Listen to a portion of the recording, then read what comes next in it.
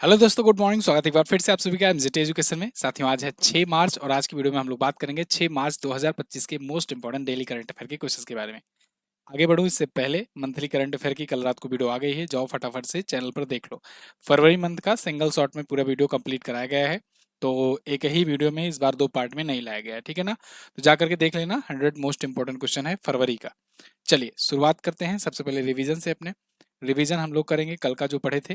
राष्ट्रीय सुरक्षा दिवस 4 मार्च को मनाया गया। थीम थी security and welfare are important for the development India.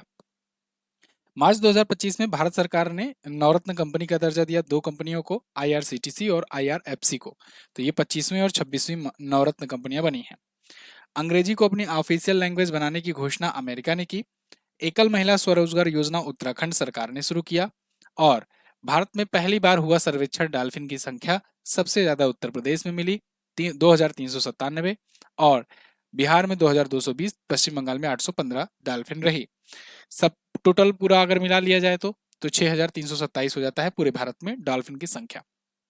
दुनिया के सबसे बड़े जैव ईंधन उत्पादक के रूप में भारत तीसरा नंबर है, ठीक है, बायोफ्यूल उत्पादन में।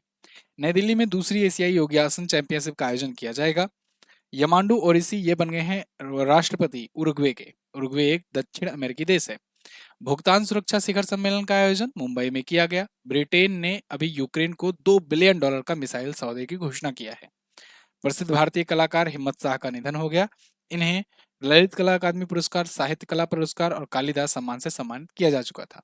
टॉप 11 करंट अफेयर के क्वेश्चंस थे ये कल की वीडियो से, जिनका आपने किया है रिवीजन। अब हम लोग आज की करंट अफेयर की तरफ बढ़ेंगे। क्विज पीडीएफ एमजेटी ऐप पर दे दी गई है, वहां से आप लोग प्राप्त कर लेना, ठीक है जी। पहला क्वेश्चन आपके सामने। पहला क्वेश्चन जैसा कि आप जानते हो। अच्छा, एक और जरूरी बात, देखिए बहुत सारे लोगों का जेई में हुआ है सिलेक्शन, जो अपने स्टूडेंट रहे हैं, तो उन सबको बधाई। सीबीटी 2 के लिए लग जाइए, उसके लिए अग्रिम शुभकामनाएं। लोको पायलट वाले भी और जेई वाले भी, दोनों तरीके से एकदम जुड़ जाइए। और दूसरी बात, जिनका नहीं हुआ है कोई दिक्कत नहीं है, अभी और भी वैकेंसीज आएंगी, होप नहीं छोड़ना है आपको, तैयारी करते रहना है। अगर और ये भी, अगर आपको लगे कि हाँ हो जाएगा, 1-2 नंबर से रुका हुआ है, तब तो आप लगे भी रहिए।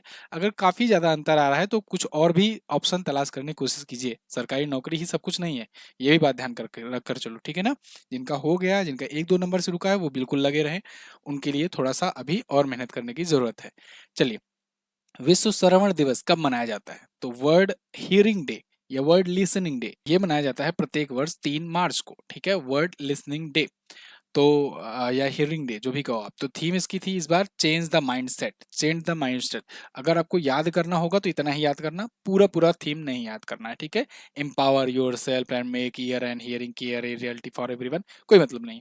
चेंज द माइंडसेट याद रखना, ठीक है। तो विश्व स्वास्थ्य संगठन के द्वारा मनाया जाता है। 2015 में इसकी शुरुआत हुई थी। डब्ल्यूएचओ से जरूरी बात क्या है, देखो ये डब्ल्यूएचओ का तो बेसिक चीज है, स्टैटिक वाला की 7 अप्रैल को स्थापना हुई थी। जिनेवा में हेडक्वार्टर है, टेड्रोस अधनोम इसके अध्यक्ष हैं। कुछ और इंटरेस्टिंग पॉइंट बताता हूँ। जैसे 7 अप्रैल को स्थापना हुई थी, इसलिए विश्व स्वास्थ्य दिवस मनाते हैं, ये भी बहुत लोगों को पता होगा। विश्व स्वास्थ्य, वर्ल्ड हेल्थ डे मनाते हैं, ठीक है ना, स्वास्थ्य दिवस। अच्छा, अभी डब्ल्यूएचओ से 2 देश बाहर हुए हैं, एग्जिट हुए हैं। कौन कौन से देश हुए हैं एग्जिट? तो एक तो कहोगे आप अमेरिका, और एक बताओगे आप अर्जेंटीना, ठीक है ना। जेवियर माइली यहाँ के राष्ट्रपति हैं अर्जेंटीना के। और डोनाल्ड ट्रंप को तो आप जानते हो, यूएसए के प्रेसिडेंट है। दोनों ने अपने अपने को, अपने अपने देशों को डब्ल्यूएचओ से अलग कर लिया है। डब्ल्यूएचओ से एग्जिट हो गए हैं ये दोनों देश, ये भी ध्यान रखना। अपडेटेड न्यूज है, पूछा जा सकता है। ये दिवस है महत्वपूर्ण, मार्च महीने के, कल हम लोगों ने पढ़ा था। तो आज आगे बढ़ेंगे, नए स्टूडेंट स्क्रीनशॉट ले लें। प्रधानमंत्री नरेंद्र मोदी जी ने कहां पर वनतारा का उद्घाटन किया? वनतारा। वनतारा अगर आपको याद हो तो अभी कुछ दिन पहले ही मैंने आपको इसके बारे में बताया था ना, ये हाथियों के लिए सबसे ज्यादा बढ़िया ये प्लेस है, सुटेबल प्लेस है, एक प्रकार से वन्य जीव अभ्यारण्य है। तो ये गुजरात में जामनगर गुजरात में इसका अभी उद्घाटन किया गया है ना। तो पीएम मोदी जी जब तक उद्घाटन ना करें जाकर, तब तक उद्घाटन कहाँ माना जाएगा। तो खैर, तो ये बना तो था पहले से, चल ही रहा था अच्छे से, लेकिन अब उद्घाटन किया गया है पीएम मोदी जी के द्वारा। और बनाया किसके द्वारा गया है, मतलब ऑपरेट किसके द्वारा किया जाता है, चीफ कौन है इसके? तो अनंत अंबानी है। रिलायंस फाउंडेशन के और रिलायंस इंडस्ट्रीज ने मिलकर के इसे बनाया है। अनंत अंबानी इसकी पूरी भूमिका देख रहे हैं, ठीक है ना। तो एक सुरक्षित आश्रय स्थल है वनतारा, जानवरों के लिए, उसमें खास तौर से हाथियों के लिए ज्यादा है। 4 मार्च 2025 को ये जामनगर गुजरात में इसका वो किया गया। तो 3000 एकड़ में ये फैला है, ये बात भी ध्यान रखना। वनतारा के राधे कृष्ण मंदिर हाथी कल्याण ट्रस्ट को अभी सरकार के द्वारा कॉर्पोरेट श्रेणी में 2025 का प्राणी मित्र पुरस्कार दिया गया। यही क्वेश्चन मैंने कुछ दिन पहले आपको बताया था, ठीक है ना। अगला गुजरात के बारे में बात करें तो गुजरात आपको यहाँ पर दिख जाएगा। गुजरात में ये देखिए, ये जो है ना यहाँ पर समुद्री इलाका है इधर नीचे, तो समुद्री एरिया है, तो सबसे लंबा ये तटीय बॉर्डर रखता है अपना, तटीय सीमा, ठीक है। तो कोस्टल बॉर्डर सबसे ज्यादा किसका है, गुजरात का भारत में। कोस्टल राज्य टोटल कितने हैं तटीय सीमा लगाने वाले, तो 9 राज्य हैं। दूसरा तटीय सीमा सबसे बड़ा वाला राज्य कौन सा है, आंध्र प्रदेश है। ये 3 पॉइंट याद रखना, पूछा गया है ये। गांधीनगर राजधानी है, भूपेंद्र पटेल यहाँ के सीएम है, आचार्य देवव्रत गवर्नर है। गुजरात अपना बॉर्डर लगाता है महाराष्ट्र से, मध्य प्रदेश से और राजस्थान से। यहीं दमन दीव और दादरा नागर हवेली भी है। हमीरसर झील, कांकरिया झील, नल सरोवर, थोल झील, ये प्रमुख झीलें हैं। गिर नेशनल पार्क, इसका नाम याद रखना। गिर नेशनल पार्क क्यों इंपॉर्टेंट है, क्योंकि सबसे ज्यादा एशियाई शेर कहाँ पाए जाते हैं भाई, यहीं पर पाए जाते हैं। एशियाई शेर, एशियाई शेर गलत लिख लिए। तो एशियाई शेर सबसे ज्यादा कहाँ पाए जाते हैं, यहाँ पाए जाते हैं, ठीक है। वंसदा नेशनल पार्क है, नल सरोवर पक्षी अभयारण्य है, कृष्ण मृग राष्ट्रीय उद्यान है। गरबा, डांडिया रास, रासलीला यहाँ पर होता है। 33 जिले हैं, विधानसभा में 182 सीट हैं। 26 सीट यहाँ से लोकसभा में जाती है, 11 सीट यहाँ से राज्यसभा में जाती है गुजरात। अगला अगला क्वेश्चन, मार्च 2025 में कहां पर खेलो इंडिया विंटर गेम्स का शुभारंभ किया गया, आयोजन किया गया। तो खेलो इंडिया विंटर गेम इस बार थोड़ा सा डिले हुआ है ना, अमूमन जनवरी फरवरी में हो जाया करता था, इस बार देखो मार्च तक गया है। कारण उसकी कि वहां पर बर्फबारी कम हुई थी, तो बढ़िया से नहीं हो पाता, क्योंकि विंटर गेम है, वहां पर विंटर वाले गेम खेले जाते हैं, जैसे आइस हॉकी हो गया, ये सब टाइप के गेम खेले जाते हैं, स्केटरिंग हो गया। तो इसलिए उनको पर्याप्त बर्फ नहीं मिल पा रही थी, और वो कहे कि थोड़ा सा डिले करते हैं, तो अब आयोजित किया जा रहा है खेलो इंडिया विंटर गेम। कहाँ पर हो रहा है भाई, जम्मू कश्मीर में। आप जानते हो खेलो इंडिया विंटर गेम 2 स्टेज में, जम्मू कश्मीर और लद्दाख दोनों जगह होता है। तो ये अभी वाला जो हो रहा है ये जम्मू कश्मीर में हो रहा है, ठीक है जी। ये बात याद रखना, 9 से 12 मार्च को अभी होगा ये खेलो India winter game, Kashmir witnessing the ये। तो 22 से 25 फरवरी को पहले होने वाला था, लेकिन टाल दिया गया। ये सभी गेम होंगे इसमें, skiing, Nordic skiing, mountaineering, snowboarding, 9 से 12 मार्च को। अगला Forbes India leadership award FLA 2025 में प्रतिष्ठित icon of the excellence award से किसे सम्मानित किया गया। तो FLA के अवार्ड में अभी icon of the excellence award से सम्मानित किए गए हैं जय शाह।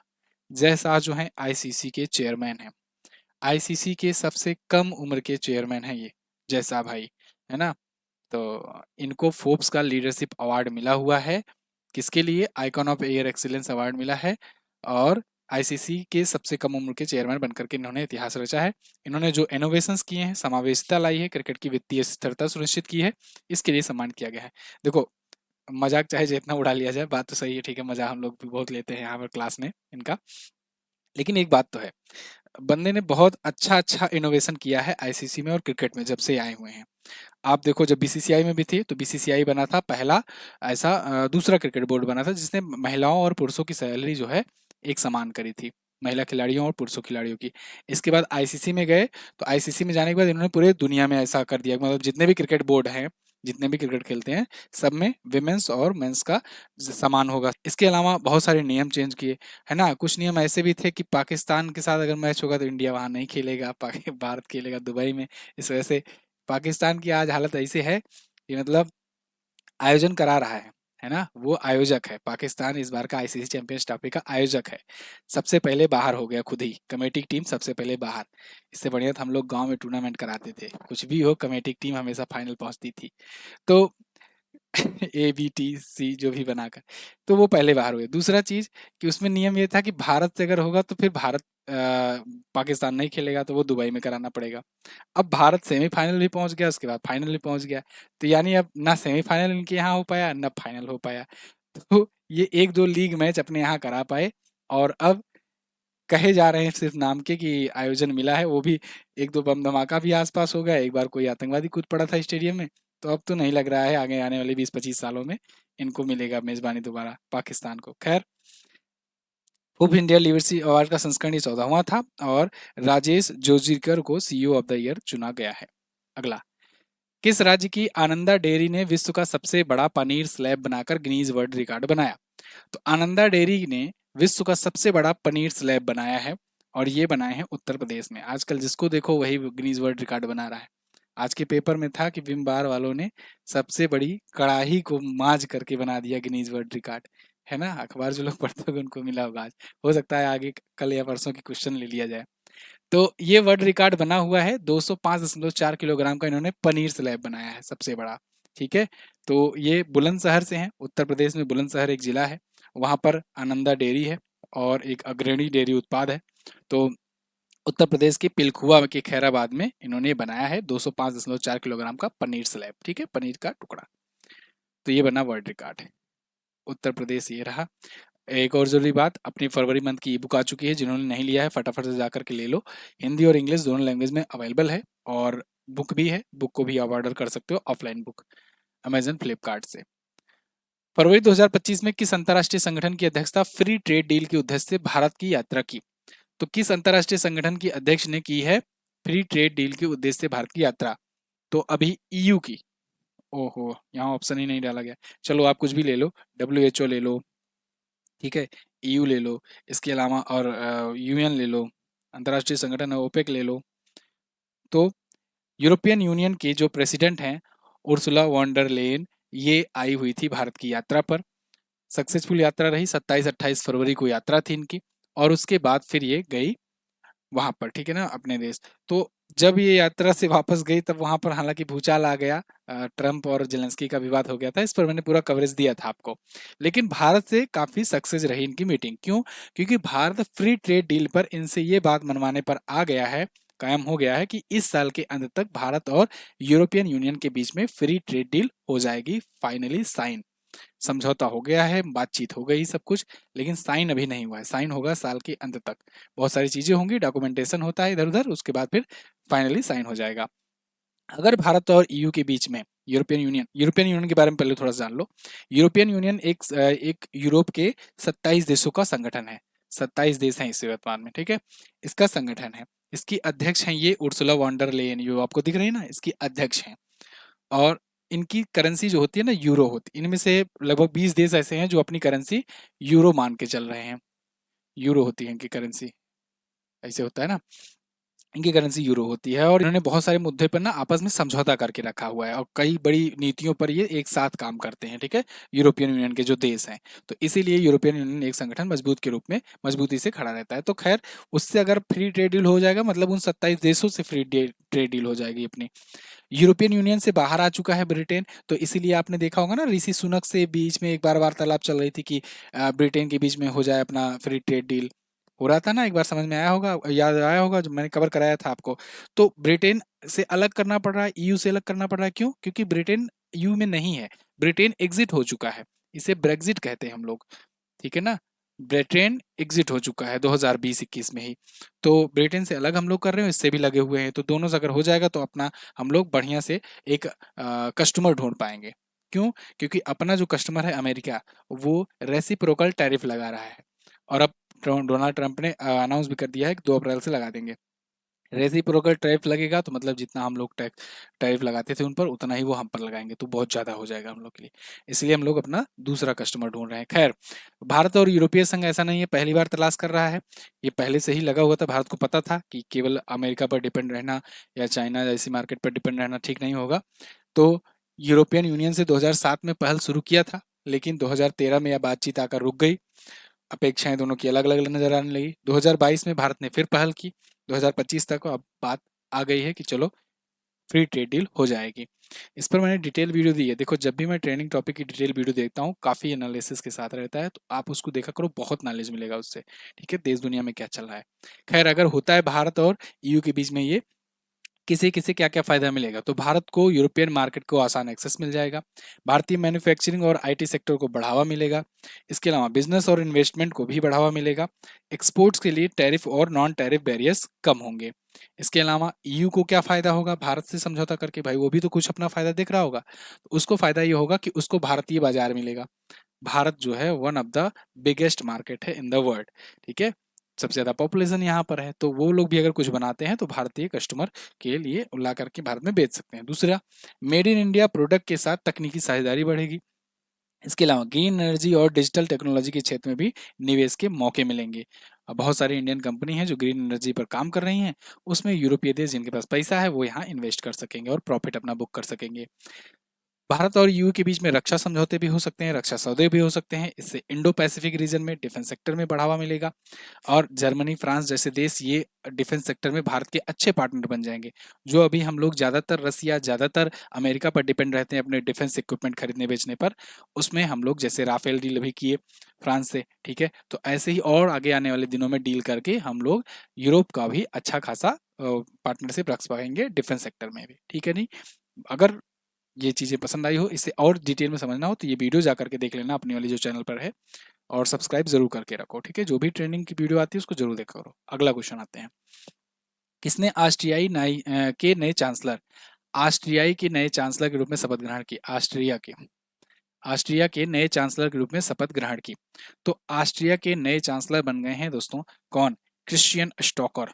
तो ऑस्ट्रिया के new government takes office after a record 5 month wait, 5 महीने के गठित 3 पक्षीय गठबंधन सरकार के इंतजार के बाद फाइनली क्रिश्चियन स्टोकर को 3 मार्च को इनका ऑस्ट्रिया का चांसलर नियुक्त कर दिया गया है। जो लोग नए आए हैं, जो लोग को नहीं पता ऑस्ट्रिया क्या है, ऑस्ट्रेलिया क्या है, तो आपको बता दूं, ऑस्ट्रेलिया दूसरा देश है, तो ऑस्ट्रेलिया महाद्वीप में पड़ता है। ऑस्ट्रिया एक छोटा सा देश है जो यूरोप में पड़ता है, जिसकी राजधानी वियना है, ठीक है ना। और वियना में किसका हेडक्वार्टर है? ओपेक का। तो ऑस्ट्रियाई चांसलर की यहाँ बात हो रही है, ऑस्ट्रिया के, ठीक है। तो ऑस्ट्रिया के चांसलर बने हैं क्रिश्चियन स्टोकर। ऑस्ट्रेलिया में तो प्रधानमंत्री होते हैं, यहाँ पर चांसलर होते हैं जर्मनी की तरह। तो ये अंद्रयान बेबलर को उप चांसलर के रूप में नियुक्त किए हैं और ये बन गए वो। पूर्व चांसलर थे कार्ल नेहमर। तो अभी गठबंधन की ही सरकार बनी है। ऑस्ट्रिया अगर आप देखना चाहोगे ना, तो ये यूरोप है, यूरोप का मैप है। तो यूरोप के मैप में आपको यहाँ पर दिख जाएगा ऑस्ट्रिया, ठीक है ना, ये इतना है आपका ऑस्ट्रिया। वीना इसकी राजधानी होती है। ये आपको मिल जाएगा स्लोवेकिया, उसके बाद हंगरी, क्रोएशिया के बीच में, जर्मनी के भी। मनन कुमार मिश्रा कौन सी बार बीसीआई के अध्यक्ष चुने गए? बीसीआई मतलब bar council of India, bar council of India, इसके अध्यक्ष बने गए हैं कौन सी बार? ये बने हैं 7वीं बार भाई, लगातार 7वीं बार बार काउंसिल ऑफ इंडिया के अध्यक्ष बने, लगातार 7वीं बार। तो फिलहाल री इलेक्ट किए गए हैं chairman of BCI 7th consecutive term. Bihar से राज्यसभा के सदस्य भी हैं बीजेपी की पार्टी से, और निर्विरोध निर्वाचित किए जा रहे हैं बार काउंसिल ऑफ इंडिया के। तो स्टेट बार काउंसिल के प्रतिनिधि 2010 में बने थे और 9 नवंबर 2014 को वो पहली बार बीसीआई के चेयरमैन बने, ठीक है। बीजेपी काफी क्लोज हैं, इसलिए जब तक उनकी सरकार तब तक ये बन रहे हैं भाई। तो 17 मई 2025 को राष्ट्रीय बैठक आयोजित की गई थी चर्चा के लिए और निर्विरोध ये बन गए हैं। बार काउंसिल ऑफ इंडिया की स्थापना 1961 में हुई थी, नई दिल्ली में हेडक्वार्टर है, और मनन कुमार मिश्रा अध्यक्ष हैं। आज नियुक्ति वाला पेज लाया गया है बहुत दिन बाद, है ना, काफी दिनों से ये पेज नहीं था और बार बार भूल जाते थे दिमाग से भी। तो अब देखो, ये बहुत इंपॉर्टेंट पेज है, इसको रिवाइज कर लो, ठीक है। अब से मैं कोशिश करूंगा रोजाना इसका जब जब भी कोई नियुक्ति होगी उसमें डलवाऊंगा। तो तुहिन कांत पांडे अभी सेबी के नए चीफ बने हैं, याद रखना। माधवीपुरी बुच गए, ये आए हैं। फर्नांडो फर्नांडिस यूनिलीवर के नए सीईओ बने हैं, हिंदुस्तान यूनिलीवर नहीं, उसकी parent company Unilever. Shaktikanta Das PM Modi के दूसरे प्रधान सचिव बने हैं। पहले नंबर के पीके मिश्रा हैं, दूसरे नंबर के ये हैं, ठीक है। और ये इससे पहले आरबीआई के गवर्नर थे, अब आरबीआई के गवर्नर चेंज हो गए हैं, संजय मल्होत्रा। सलीला पांडे सेबी कार्ड्स की नई एमडी सीईओ बनी है। ज्ञानेश कुमार नया मुख्य चुनाव आयुक्त उनको नियुक्त किया गया है। राजीव कुमार जी रिटायर हुए, मुख्य चुनाव नए नए बने ज्ञानेश कुमार। और चुनाव आयुक्त, पहले ये चुनाव आयुक्त थे, तो अब इनकी जगह पर चुनाव आयुक्त आए हैं विवेक कुमार जोशी, ठीक है। और सुखविंदर सिंह संधू पहले थे, तो 2 चुनाव आयुक्त, एक मुख्य चुनाव आयुक्त। चरणजोत सिंह नंदा भारतीय चार्टर्ड अकाउंटेंट संस्थान के अध्यक्ष बने हैं। तुलसी गबार्ड अमेरिका के राष्ट्रीय खुफिया निदेशक बनी हुई हैं, ठीक है, पहली हिंदू बनी है ये बनने वाली। मैमून आलम इस्पात मंत्रालय में निदेशक बने हैं। राजेश निर्वाण नागरिक उड्डयन सुरक्षा बिलों के महानिदेशक हैं। राकेश शर्मा को आईडीबीआई बैंक का एमडी सीईओ बनाया गया। क्लियर है, बहुत इंपॉर्टेंट पेज है, रिवाइज कर डालो। अगला, भारत ने जल स्वच्छता और आरोग्य वास क्षेत्र में, वास इसको ऐसे लिख दो, वास क्षेत्र में सहयोग को बढ़ावा देने के लिए किस देश के साथ समझौता ज्ञापन पर हस्ताक्षर किया? तो देखिए, वाटर सैनिटेशन एंड हाइजीन यानी वास, इसके लिए भारत सरकार ने नेपाल के साथ समझौता किया है। भारत और नेपाल के बीच में strengthening cooperation the water sanitation and hygiene sector with the landmark MOU. तो मेमोरेंडम ऑफ अंडरस्टैंडिंग यानी एमओयू पर समझौता हुआ है वास सैनिटेशन और हाइजीन को लेकर के, दोनों देशों की आबादी के लिए स्वच्छ पेयजल और स्वच्छता तक बेहतर सुनिश्चित करना। ठीक है, तो 27-28 फरवरी को नई दिल्ली में आयोजित की गई थी बैठकें, उसी में ये डिसीजन आया। पंचायती राज मंत्रालय के द्वारा कब आदर्श महिला अनुकूल ग्राम पंचायत शुरू किया गया? तो पंचायती राज महिला मंत्रालय ने अभी आदर्श महिला अनुकूल ग्राम पंचायत शुरू करने की घोषणा की है 5 मार्च को, यानी अंतर्राष्ट्रीय महिला दिवस के जस्ट 3 दिन पहले।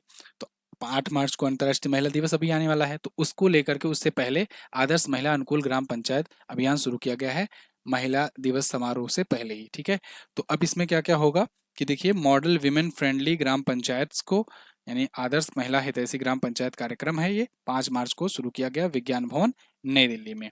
तो इस पहल का उद्देश्य है कि प्रत्येक जिले में कम से कम एक आदर्श महिला अनुकूल ग्राम पंचायत स्थापित करना। अभी मैंने ग्राम महिला पंचायत के बारे में भी एक क्वेश्चन बताया था आपको। तो देखो, यहाँ पर एक शहर में हर एक जिले में एक ऐसा आदर्श महिला ग्राम पंचायत हो कि मतलब वहां पर जो नेत्री हो वो महिला हो, मतलब जो प्रधान हो, ग्राम प्रधान, वो महिला हो और वो आदर्श गांव हो। तो इसका एक उद्देश्य से लेकर के ये ट्राई किया जा रहा है और ऐसे आदर्श महिला अनुकूल ग्राम पंचायतें शुरू करने की कोशिश है सरकार की, मतलब महिला सशक्तिकरण को बढ़ावा देने के लिए। ठीक है, तो परिवार कल्याण राज्य मंत्री अनुप्रिया पटेल और अन्य लोग इसमें शामिल हुए थे। खैर, ये थे आज के दिन के top 10 current affair question. I hope आपको वीडियो पसंद आई होगी। पसंद आई है तो लाइक शेयर कीजिए, अभी मत जाइए, क्वेश्चन ऑफ द डे देख लीजिए। लास्ट डे मैंने आपसे पूछा था कि ऑस्कर अवार्ड समारोह में बेस्ट फिल्म का खिताब किसने जीता? तो अनोरा ने जीता है, बहुत इंपॉर्टेंट है। इसने क्रिटिक्स चॉइस अवार्ड भी जीता था और बेस्ट फिल्म ऑस्कर में भी एकेडमी अवार्ड। बेंगलुरु ओपन का टेनिस प्रतियोगिता किस प्रकार की सतह पर खेला जाता है? तो ये हार्ड कोर्ट पर खेला जाता है। आज आपको क्या बताना है? आज बताना है भारत के किस राज्य में डॉल्फिन की संख्या सबसे अधिक है? अभी शुरुआत में मैंने वन लाइनर में बताया आपको। आईआरसीटीसी और आईआरएफसी की नवरत्न कंपनी बनने के बाद कुल कितनी नवरत्न कंपनियां हो गई हैं? आज की ही वीडियो देखे होगे तो शुरुआत में दोनों क्वेश्चन का आंसर मिल गया होगा। वैसे कल की वीडियो से क्वेश्चन लिए गए हैं, तो कल की वीडियो में तो डिटेल आंसर था ही। कमेंट कीजिए डिटेल आंसर। मिलते हैं अगली वीडियो में, बुक वगैरह ऑर्डर कीजिए। Thank you so much. जय हिंद, वंदे मातरम।